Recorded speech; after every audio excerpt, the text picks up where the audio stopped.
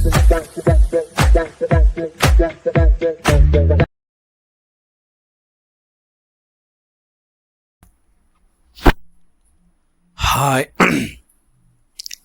Hi hello வணக்கம். நான் உங்கள் சிங்கார். Welcome back to my YouTube channel. So நம்ம இன்றைக்கி இந்த வீடியோவில் என்ன பார்க்க போகிறோன்னா, ரீசெண்டாக நெட்ஃப்ளிக்ஸில் ரிலீஸ் ஆன மாரி செல்வராஜ் ட்ரூவோடைய பைசன் காலமாடன் இந்த படம் எப்படி இருக்குன்னு இப்போ நம்ம பார்க்கலாம். பைசன் இந்த படத்தோடைய ஒன்லைன் ஸ்டோரி என்னென்னா, ஒரு சின்ன வில்லேஜில் ஸ்கூல் படிக்கிற ஒரு நம்ம ஹீரோ கபடியில் ரொம்பவே இன்ட்ரெஸ்டாக இருக்கார். கபடின்னா அவ்வளோ பிடிக்கும், விளையாடவும் சரி பார்க்கவும் சரி. ஸோ அப்படி கபடி விளையாண்டு ஒரு பெரிய லெவலுக்கு போகணுன்னு ஆசைப்பட்றாரு. பட் அவங்க வீட்டில் அவங்க அப்பா கபடி வேணாம் அப்படின்னு சொல்கிறாரு. ஆனால் அவங்க ஸ்கூலில் இருக்கிற ஒரு டீச்சர் ட்ரூவை மோட்டிவேட் பண்ணி அவங்க வீட்டில் பேசி சின்னதாக கபடி விளையாட ட்ரை பண்ணுறாரு. அதாவது ஸ்கூல் காம்படிஷன் அப்படி இல்லைனா ஊரில் அந்த மாதிரி கபடி விளையாட வச்சு ரசிக்கிறாரு. ஸோ அதன் மூலிமா கொஞ்சம் கொஞ்சமாக பிரபலம் ஆகிற நம்மளோட ஹீரோ எப்படி இந்தியா டீமில் செலக்ட் ஆகி இந்தியன் டீமில் செலக்ட் ஆகி அதே மாதிரி இந்தியாவுக்கு மெடல் வாங்கி தர அளவுக்கு உயர்ந்தார். அதாவது ட்ரோவோஸ் அவருடைய அந்த லைஃப் ஜர்னி எப்படியெல்லாம் இருந்துச்சு, என்னென்ன ஸ்ட்ரகிள்ஸ் ஃபேஸ் பண்ணி அவர் அந்த அச்சீவ் ஆனார் அப்படின்றத காட்டுற ஓவரால் ஒரு ஜெர்னி தான் இந்த பைசன் இந்த ஃபிலிம். எனக்கு இந்த படம் பிடிச்சிருந்துச்சு. அதுக்கு முக்கியமான காரணம் இவங்க எடுத்துக்கிட்ட அந்த கான்செப்ட் அண்ட் ஓவராலாக இந்த படத்தை எடுத்த விதமும் தான்.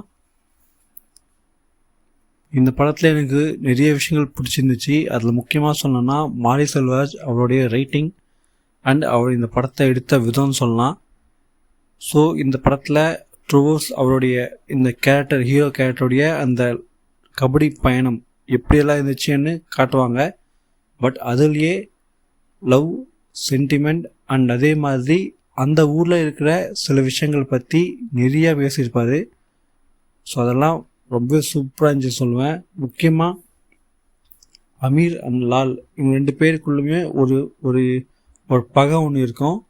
ஸோ அந்த பகை எதனால க்ரியேட் ஆச்சு, அது காரணம் என்ன ஆனதை இன்னும் கொஞ்சம் டீட்டெயிலாக சொல்லியிருக்கலாம். பட் அதுக்கான அந்த ஒரு முடிவு ஆனது இந்த படத்தில் காட்டியிருப்பாங்க. ஸோ அது ஒரு இதுவாக தான் இருந்துச்சு. ரொம்ப ஒரு சோகமாக இருந்துச்சுன்னு சொல்லுவேன். அண்ட் இன்னொரு முக்கியமான விஷயம் இந்த படத்தில் ஆக்ட் பண்ண எல்லாரோட பர்ஃபார்மன்ஸுமே ரொம்ப ரொம்ப சூப்பராக இருந்துச்சு. ஹீரோவுக்கு அக்காவாக ரஜிஷா வருவாங்க, அவங்களோட சூப்பராக இருந்துச்சு அவங்களோட கேரக்டர் அண்ட் அவங்களோட பர்ஃபார்மன்ஸு. அண்ட் அனுப்புமா அவங்களோட கேரக்டர் அவங்களோட பர்ஃபார்மன்ஸ் ரொம்ப சூப்பராக இருந்துச்சு. ட்ரூவுக்கு டீச்சராக ஒருத்தர் வருவார். ஸோ அவரோட கேரக்டர் ரைட்டிங் அவ்வளோ சூப்பராக இருந்துச்சு. So right from the beginning to அந்த அவர் இந்தியனுக்காக விளையாடி அவார்டு வாங்குற அது வரைக்குமே கூட நிற்கிற ஒரு சப்போர்ட்டிங்கான ஒரு பர்சனாக இருப்பார் அந்த டீச்சர். ஸோ அவருடைய கேரக்டர் ரைட்டிங் அவருடைய பர்ஃபார்மன்ஸ் ரொம்ப ரொம்ப சூப்பராக இருந்துச்சு. அண்ட் அதுக்கப்புறம் பசுபதி, ஸோ ஹீரோடைய அப்பாவாக வருவார். ஸோ அவருடைய கேரக்டர் ரைட்டிங் ஸோ அது ரொம்ப ரொம்ப சூப்பராக இருந்துச்சு. அண்ட் அவருடைய பர்ஃபார்மன்ஸ் சொல்லவே தேவையில்லை, அவரோட கோட்டுன்னு சொல்லலாம். ஸோ அவரோட சூப்பரான பர்ஃபார்மன்ஸாக இந்த படத்தில் கொடுத்துருந்தாரு. ஸோ ஒரு அப்பாவாக தன் பையனுக்காக எவ்வளோலாம் அவர் கஷ்டப்படுறாருன்றது அவ்வளோ சூப்பராக டீட்டெயிலாக காட்டியிருப்பாங்க. அவர் ஏன் பையனை கபடி விளையாட போகக்கூடாது அப்படின்றது ஒரு சீனில் காட்டுவாங்க. ஏன் என் பையன் கபடி விளையாடக்கூடாது நான் நினைக்கிறேன்னா அப்படின்ட்டு ஒரு சீனை காட்டுவாங்க. ஸோ அது ரொம்ப ரொம்ப சூப்பராக இருந்துச்சு. ஸோ அவ்வளோ பெரிய விஷயத்த பார்த்ததுக்கப்புறம் எந்த ஒரு பேரண்ட்ஸுமே ஸோ நம்ம பையன் இந்தமாதிரி ரூட்டில் போகக்கூடாது அப்படின்ட்டு நினைப்பாங்க. ஸோ அதெல்லாம் தாண்டி இவர் எப்படி ஜெயிச்சார், தன்னுடைய ஆசைப்பட்ட மாதிரி கபடியில் எப்படி அவர் பெருசாக வந்தார் அப்படின்றது தான் இந்த படமே. ட்ரூ விக்ரம் அப்படின்னு சொல்லலாம். ஸோ இப்போ விக்ரம் என்ற ஒரு டேக் அவருக்கு தேவையே இல்லை. ஸோ ட்ரூ அவருடைய அந்த கேரக்டர் ரைட்டிங் அண்ட் ஓவரால் அவருடைய பர்ஃபார்மன்ஸ் ஆனது அவ்வளோ சூப்பராக இருந்துச்சு. மேபி அவர் தாண்டி இந்த கேரக்டர் இன்னும் யாராச்சும் பண்ணியிருந்தா இந்த அளவுக்கு ஒரு எஃபெக்ட் போட்டிருப்பாங்களா, இந்த அளவுக்கு ஒரு பர்ஃபார்மன்ஸ் கொடுத்துருப்பாங்களான்னு கேட்டால் அது ஒரு டவுட்டு தான்.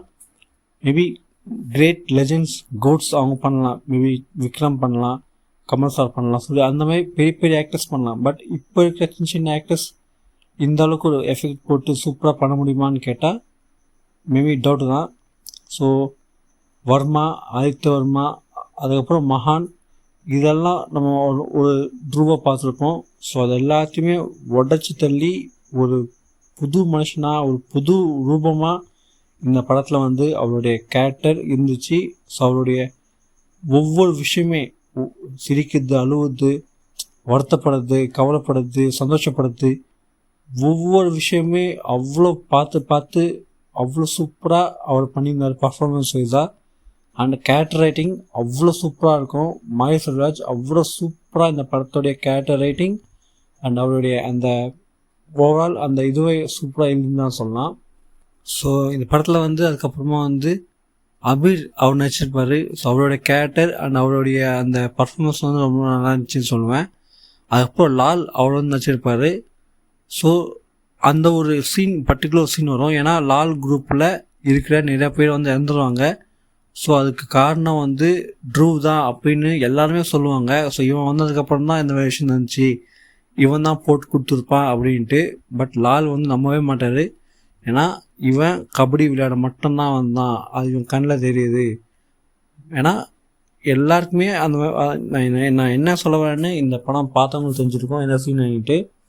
ஸோ அந்த ஒரு சுச்சுவேஷன் வந்ததுக்கப்புறமா எல்லாருக்குமே வந்து ஓகே, இவன் வந்ததுக்கப்புறம் தான் இந்த மாதிரி விஷயம் நடந்துச்சு, இவன் தான் போட்டு கொடுத்துருப்பா அப்படின்னு எல்லாருக்குமே தோணும்.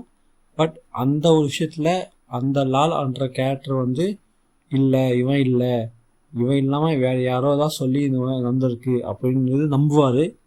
ஸோ அந்த நம்பிக்கையோட வெளிப்பாடு தான் வந்து எல்லாருமே வந்து நம்புவாங்க. ஸோ இவன் நல்லவன், இவன் வெறும் கபடி விளையாட மட்டும்தான் வந்தான், இவனுக்கும் வேறு விஷயத்துக்கும் எந்த சம்மந்தமும் இல்லைன்ட்டு அங்கே இருக்கிற யாரும் நம்ப மாட்டாங்க. ஒரு லால் அவர் மட்டும்தான் நம்புவார். ஸோ அவரை நம்பி அன்றைக்கி விட்டதுனால தான் இவர் வந்து திருப்பி வந்து விளையாடி ஒரு பெரிய பொசிஷன் போனார். இல்லை அவங்க பேச்சு கேட்டோ இல்லைனா அவருக்குமே வந்து அந்த ஒரு தாட் இல்லை இவன் தான் அப்படின்னு நினச்சிருந்தா அந்த இடத்துலையே வந்து அந்த கேரக்டர் இறந்துருக்கும், மெயின் கேரக்டர். ஸோ நம்பிக்கை அதுதான். ஸோ ஒருத்தரை பார்த்தாலே நமக்கு வந்து ஓகே புரியணும், ஓகே இவங்க பண்ணியிருப்பாங்களா இவங்க இல்லையா அப்படின்ட்டு அந்த அளவுக்கு நம்ம கெஸ் பண்ணுற அளவுக்கு நமக்கு வந்து ஒரு பாசிட்டிவ் இது இருக்கணும். ஸோ எல்லாம் சொல்கிறாங்களே அப்படின்ட்டு நம்ம ஒருத்தரை ஜட்ஜ் பண்ணக்கூடாது எப்போவுமே. ஸோ நமக்காக தோணணும் இவங்களா இல்லையான்னுட்டு. ஏன்னா சுற்றி இருக்கிறவங்க என்ன வேணால் நம்மளை சொல்லி ஏற்றி விடலாம். பட் அவங்க சொன்னதுனால நம்ம அப்படியே கேட்டுட்டு பிளைண்டாக இறங்கக்கூடாது. சொல்லணும்னு தோணுச்சு. அண்ட் இந்த படத்தில் சாங்ஸ் அண்ட் பேக்ரவுண்ட் மியூசிக் இன்னொரு பெரிய ஹைலைட்டாக சொல்லுவேன். நிவாஸ் கே பிரசன்னா அவர் தான் வந்து பார்த்த மியூசிக். சூப்பரான ஒரு சாங்ஸ், சூப்பரான ஒரு மியூசிக்கை இந்த படத்தை கொடுத்துருப்பார். சினிமாட்டோகிராஃபி அண்டு ஆர்ட் டிபார்ட்மெண்ட் எல்லாமே சூப்பராக இருக்கும். அந்த படத்தில் சில ஃபைட்ஸ் இருக்கும், அதுவுமே சூப்பராக தான் இருக்கும். ஸோ ஓவராலாக இந்த ஒரு பைசன் ஃபிலிம் என்னுடைய one of my favourite film from Mari செல்வராஜ்னு சொல்லுவேன். அண்ட் ட்ரூ ஒரு கெரியர்லேயே இந்த பைசன் வந்து ஒரு மிக முக்கியமான ஒரு படம். ஸோ மேபி இந்த படத்துக்காக நிறைய அவார்ட்ஸ் இந்த படத்துடைய டீமில் இருக்க நிறைய பேர் வாங்குவாங்கன்னு நான் நினைக்கிறேன். ஸோ பார்க்கலாம். ஸோ எத்தனை பேர் இந்த படத்தை வந்து தியேட்டர்ஸில் பார்த்தீங்கன்னு சொல்லுங்கள். நான் இந்த படத்தை வந்து தியேட்டர்ஸில் பார்க்கல, சம் இஷ்யூஸ்னால என்னால் இந்த படத்தை பார்க்க முடியல. ஸோ ஓடிடியில் வந்துச்சு. ஸோ நான் பார்த்துட்டேன். One of the best film in this year in Tamil சொல்லலாம். தமிழில் ரிலீஸ் ஆன படங்கள்லேயே இந்த வருஷத்தில் ரிலீஸ் ஆன ஒரு சிறந்த தமிழ் படம் வந்து இந்த பைசன் காலமாடன் அப்படின்னு சொல்லலாம். ஸோ நீங்கள் சொல்லுங்கள், உங்களுக்கு இந்த படம் பார்த்தீங்களா, இந்த படம் உங்களுக்கு எப்படி இருந்துச்சு? அண்ட் இந்த படத்தை பார்க்காதவங்க யாராச்சும் இருந்தீங்கன்னா இப்போ இந்த படம் வந்து நெட்ஃப்ளிக்ஸில் ஸ்ட்ரீம் ஆகுது. பார்க்கணுன்னு வச்சிங்கன்னா மறக்காமல் பாருங்க. One of my all time recommended film and must watch film. So அவள் தான் எனக்கு இந்த வீடியோ பிடிச்சிருந்தா வீடியோ லைக் பண்ணிக்கோங்க. அதே மாதிரி என்னோடய யூடியூப் சேனல் சப்ஸ்கிரைப் பண்ணிக்கோங்க. பக்கத்தில் இருக்கிற பெல் ஐக்கான் கிளிக் பண்ணிக்கோங்க. அப்போ தான் நான் போடுற வீடியோஸ் உங்களுக்கு நோட்டிஃபிகேஷனாக வந்து சேரும். சப்ஸ்கிரைப் பண்ணதுக்கப்புறமா நம்மளோட சேனலில் ப்ளேலிஸ்ட் அப்படின்ற ஆப்ஷன் இருக்கும், அதை கிளிக் பண்ணிங்கன்னா உங்களுக்கு நிறையா செக்மெண்ட்ஸ் அண்ட் நிறைய வீடியோஸ் இருக்கும், அதெல்லாம் பார்த்து என்ஜாய் பண்ணுங்கள். நம்மளோட சேனல் சப்ஸ்கிரைப் பண்ணதுக்கப்புறமா அதே மாதிரி நம்மளுடைய Instagram page and Facebook page இதுவும் ஃபாலோ பண்ணி வச்சுக்கோங்க. நான் அதுலேயே வீடியோஸ் போடுவேன், பார்த்து என்ஜாய் பண்ணுங்கள். இன்னொரு வீடியோ நான் உங்களை சந்திக்கிறேன். அது வரைக்கும் நான் உங்கள் சிங்கார். தேங்க்யூ, பாய்.